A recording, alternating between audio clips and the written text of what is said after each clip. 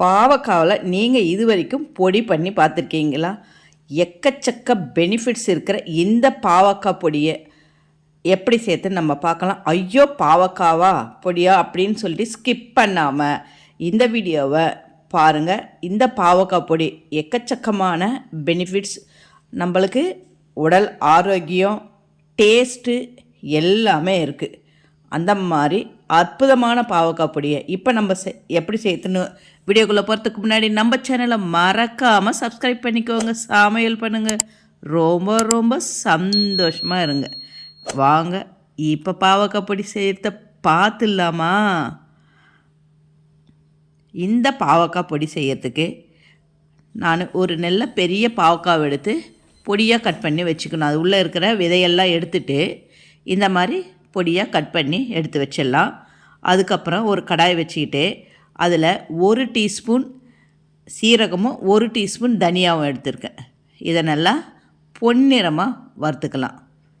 நல்லா வாசம் வர வரைக்கும் இதை பொன்னிறமாக வறுத்து ஒரு தட்டில் எடுத்துக்கிட்டு அதே கடாயில் ஒரு அரை பவுல் துவரம்பருப்பு, அரை பவுல் உளுத்தம்பருப்பு, அரை பவுல் கடலப்பருப்பு இதையும் சேர்த்து நம்ம எல்லாத்தையும் பொன்னிறமாக நல்லா வறுத்துக்கலாம். இது மூணும் இது வறுக்கும்போது கூட அந்தளவுக்கு வாசம் வரும்.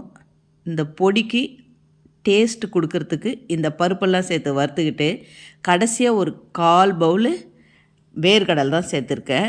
வறுத்த வேர்க்கடல் தான். மறுபடியும் கொஞ்சம் லைட்டாக சூடு பண்ணி அதையும் வறுத்து தட்டில் சேர்த்துக்கலாம். அடுத்து இந்த பாவக்காய் பொடிக்கு தேங்காய் ஒரு 2 ஸ்பூன் இருக்கிற மாதிரி தேங்காய், நான் கொப்பரை தேங்காய் சேர்த்துருக்கேன், அது நல்லா இருக்கும். அதுவும் கூட ஒரு 15-20 கருவேப்பிலை இருக்கிற மாதிரி சேர்த்து இதையும் நல்லா ஃப்ரை பண்ணிக்கலாம். கோல்டன் கலர் வர மாதிரி வறுத்து தட்டிலே சேர்த்துக்கலாம். அடுத்து 2 டீஸ்பூன் எண்ணெய் சேர்த்துக்கிட்டு அதில் 2 துண்டு கட்டி பெருங்காயம் சேர்த்துக்கலாம். அப்புறம் ஒரு சின்ன நெல்லிக்காய் அளவு புளி இது கூடயே சேர்த்து அதை நல்லா ஃப்ரை பண்ணிக்கலாம். இது நல்லா சூடானதுமே நம்ம எடுத்து அந்த தட்டில் சேர்த்துக்கலாம். இந்த புளி போடும்போது அந்த பாவக்காவில் டேஸ்ட் அதிகமாக இருக்கும், கசப்புத்தன்மை தெரியாமல் இருக்கும், புளிப்பாகவும் டேஸ்ட்டாகவும் இருக்கும். அதனால தான் இந்த புளியை சேர்க்குறோம். இதையும் நம்ம ஃப்ரை பண்ணி தட்டில் சேர்த்துக்கலாம். அடுத்து வரமிளகாய் நான் ஒரு 7-8 எடுத்திருக்கேன். கூட காஷ்மீர் மிளகாவும் சேர்த்து இதையும் நல்லா உப்பி வர அளவுக்கு பொன்னிறமாக வறுத்து, பொன்னிறமாக இல்லை, இது நல்லா உப்பி வர அளவுக்கு வறுத்து அதையும் நம்ம தட்டில் சேர்த்துக்கிட்டு ஒரு 10 பல் பூண்டு தோலோடையே இடித்து வச்சுருக்கேன். இதை நல்லா ஃப்ரை பண்ணிக்கலாம். பூண்டு கொஞ்சம் கலர் சேஞ்ச் ஆகிட்டு இருக்கும். பச்சையாக போட்டோம்னா பொடி அரைக்கும் போது நல்லா இருக்காது.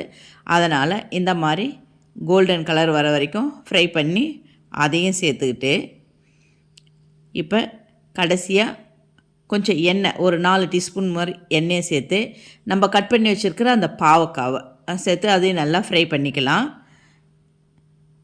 இதுவும் இந்த பச்சை வாசனை போகிற மாதிரி நல்லா ஃப்ரை பண்ணோம்னா பொடி அரைக்கும்போது நல்லாயிருக்கும்.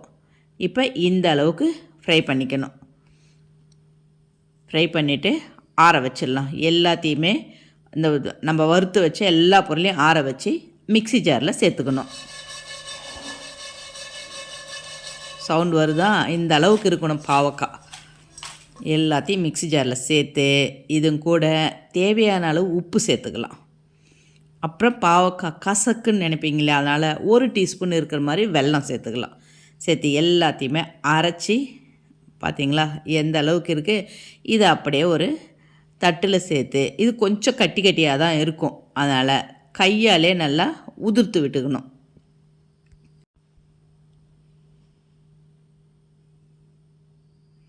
இந்த மாதிரி நம்ம அரைச்ச பொடியெல்லாம் ஒரு தட்டில் சேர்த்து அது கொஞ்சம் நல்லா கையாலே நல்லா உதிர்த்து விட்டோம்னா அருமையான அட்டகாசமான பாவக்காய் பொடி நம்மளுக்கு ரெடி ஆகிடும். இது செய்யறது ரொம்ப ரொம்ப ஈஸி. இட்லி, தோசை, சாதம் இது கூட தொட்டுக்குன்னு சாப்பிட்டா அவ்வளோ டேஸ்ட்டாக அருமையாக இருக்கும். கொஞ்சம் கூட கசப்பே தெரியாது. நம்ம வீட்டில் பாவக்காவில் ஸ்டப்டு செஞ்சுருக்கோம், பாவக்காய் காரக்குழம்பு செஞ்சுருக்கோம். இந்த மாதிரி பாவக்காய் பொடியை நீங்களும் ஒரு வாட்டி வீட்டில் ட்ரை பண்ணி பாருங்கள். உண்மையிலே பாவக்காவிலே இந்த பொடி செஞ்சீங்கன்னு அந்த அளவுக்கு கேட்பாங்க சாப்பிட்றவங்க. அந்த அளவுக்கு அருமையாக டேஸ்ட்டாக இருக்கும். நீங்களும் ஒரு வாட்டி வீட்டில் ட்ரை பண்ணி பார்த்துட்டு மறக்காமல் நம்ம சேனல்லையும் சப்ஸ்கிரைப் பண்ணிக்கோங்க. எப்போவுமே கஷ்டப்படாமல் இஷ்டப்பட்டு சமைச்சா சாதாரண சமையல் கூட சரித்திரம் படைக்கும். கரெக்டாக? இந்த வீடியோ உங்களுக்கு பிடிச்சிருந்தா உங்கள் ஃபேமிலி அண்ட் ஃப்ரெண்ட்ஸுக்கு ஷேர் பண்ணுங்கள். நன்றி, வணக்கம், வாழ்க வளமுடன்.